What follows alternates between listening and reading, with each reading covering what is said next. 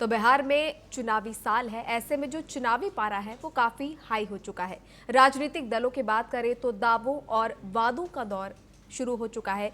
जमीन पर सभी राजनीतिक दल उतर चुके हैं। महागठबंधन की अगर बात करें तो हाल में राहुल गांधी और तेजस्वी यादव खुद लोगों के बीच गए और वोट चोरी को लेकर एनडीए सरकार को यहां घेरते हुए नजर आए। वहीं अगर एनडीए की बात करें तो सरकार लगातार अपने कामों की जो लिस्ट है वो जनता को गिनवा रही है, लेकिन इसी बीच एक कंफ्यूजन जो है वो लोगों के बीच बना हुआ है, वो है सीएम फेस को लेकर।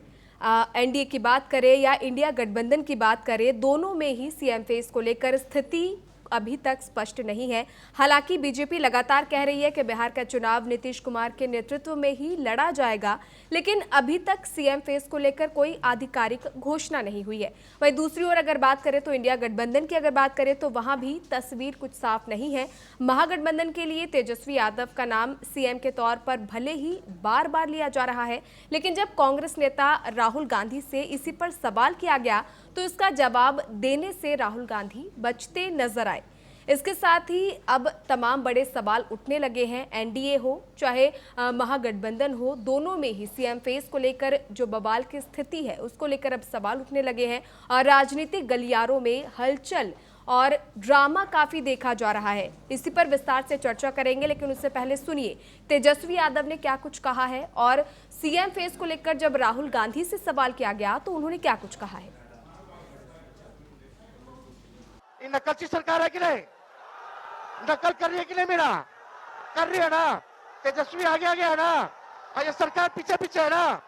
तो बताओ, ओरिजिनल सीएम चाहिए कि डुप्लीकेट सीएम चाहिए? सुनाई नहीं दे रहा। ओरिजिनल, फिर से बोलो, फिर से बोलो, फिर से बोलो। तब ज्यादा कुछ नहीं कहेंगे, एक बार जोर से नारा लगाना है। हम बोलेंगे वोट चोर, वोट चोर। तेजस्वी यादव ये कह चुके हैं कि अगर अगली सरकार बनेगी देश में तो राहुल गांधी पीएम बनेंगे। संविधान बचाने के लिए, लोकतंत्र बचाने के लिए इन सबों को भरोसा है कि आप उस पर काम करेंगे। तो बिहार को लेकर अभी तक आपकी पार्टी से साफ क्यों नहीं किया जा रहा कि तेजस्वी यादव सीएम बनेंगे बिहार में? बहुत बहुत अच्छे तरीके से एक पार्टनरशिप बनी है। हम मतलब सारी की सारी पार्टियां एक साथ जुड़कर काम कर रही हैं, कोई टेंशन नहीं है और म्यूचुअल रिस्पेक्ट है, एक दूसरे की मदद हो रही है, तो मजा भी आ रहा है। आइडियोलॉजिकली हम अलाइंड हैं, पॉलिटिकली अलाइंड हैं, तो बहुत अच्छा रिजल्ट आएगा। मगर वोट छोड़।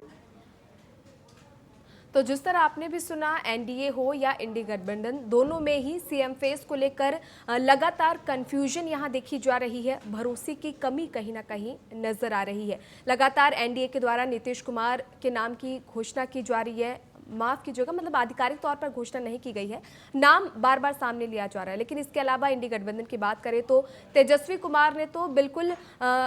यादव ने तो बिल्कुल राहुल गांधी के सामने अपने नाम की घोषणा कर दी है। साफ तौर पर कह दिया है कि कैसा सीएम फेस चाहिए उसको लेकर भी वो बिल्कुल यहाँ साफ तौर पर अपना नाम लेते हुए नजर आ रहे हैं। तो वहीं एनडीए और महागठबंधन में अब सीएम फेस के अलावा सीट शेयरिंग को लेकर भी काफी बवाल की स्थिति देखी जा रही है, तकरार की स्थिति देखी जा रही है और इसके चलते कई सवाल यहां खड़े हो रहे हैं। दरअसल हाल में मुख्यमंत्री नीतीश कुमार ने बक्सर की राजपुर सीट से संतोष कुमार निराला को एनडीए उम्मीदवार घोषित कर राजनीतिक दलों में अब हलचल मचा दी है। हैरानी की बात यह रही कि सीट बंटवारे से पहले किए गए इस ऐलान के दौरान बीजेपी कोटे के उप मुख्यमंत्री सम्राट चौधरी भी नीतीश कुमार के साथ मंच पर मौजूद रहे, लेकिन दोनों दलों ने इस पर कोई विवाद या कोई भी अभी तक इस पर चर्चा नहीं की है, क्योंकि सीट शेयरिंग को लेकर भी काफी घमासान की स्थिति लगातार बनी हुई है। सभी दलों के अपनी अपनी मांगे हैं, सीटों को लेकर भी लगातार विवाद देखा जा रहा है।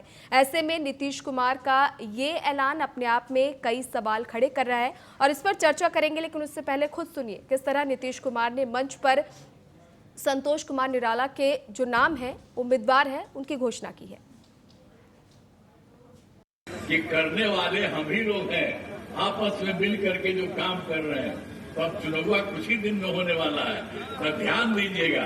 ये वो जो थे बताइए मंत्री, अभी कैसे इस बार आप जिताइएगा नहीं, फिर जिताइए